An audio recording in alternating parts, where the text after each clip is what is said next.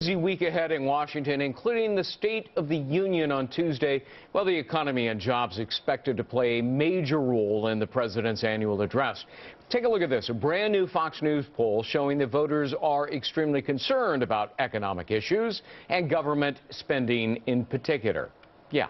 32% saying that's their top concern, 31% pointing to health care, 30% say they're extremely concerned about the economy, followed by education and the federal deficit. Other top concerns include the decline of moral values, the job market, gun laws, and taxes. Shira Toeplitz joins us, staff writer for the congressional publication Roll Call. Shira, good to see you as always. You know, the president was criticized for failing to talk about, in his inauguration address, the most important issues plaguing Americans, joblessness, the economy, both of which are awful. Would you expect him to actually talk about it this time? Absolutely. You're right. Just a few weeks ago, during his inauguration address, the president threw a lot of bones to his party. He mentioned climate change. He mentioned gun control, all of these issues. Everything we've heard from the White House indicates that the president's State of the Union is going to be a very different speech. They say it's going to complement his inauguration speech, but really what it's going to do is focus on economic issues, and Congress has plenty of that kind of issue on their table right now. Yeah, well, I wonder what he can say, because look, you know, the facts are difficult things. Unemployment is worse than when he took office. The nonpartisan CBO says that it's not going to get any better. They say it's going to be about 8%. They also say that Obamacare and his promise of keeping your insurance was false. 7 million will lose their coverage. Poverty's up. Incomes are down.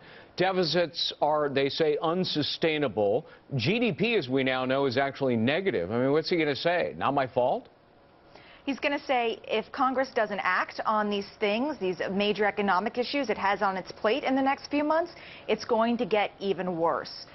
For example, you have the sequester coming up in just a couple weeks. The president has already presented some proposals that at least would stave off some of the cuts that would be devastating to the nation's military and the defense industry. You'll have the debt ceiling coming up a few months after that. And of course, Congress is supposed to pass a budget at some point in the next couple months, but obviously they have not done that for a while. Yeah, but Shira, he's already raised taxes, not only on high-income earners, he's raised taxes on everyone.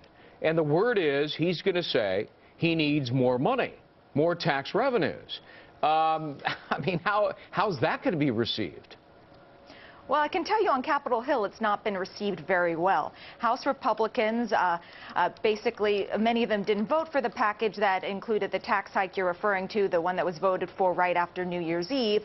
But they say that's enough. They do not want to see any more offers from the president that includes tax increases. Considering they still hold the House majority, they can say that, and they can try to hold to that as best as they can over the next couple weeks. I would highly doubt. All right. I doubt we'd see a package to stave off the sequesters that includes anything like that, anything comprehensive like that. I think the best that we're going to see is another kick the can down the road. They'll just stave off those cuts for another few months. Do you think this president will simply, in a way, try to persuade the nation that 8% unemployment, 25 million Americans unemployed or underemployed or negative GDP, is okay? That's the new norm. I mean, is he going to say something similar to that?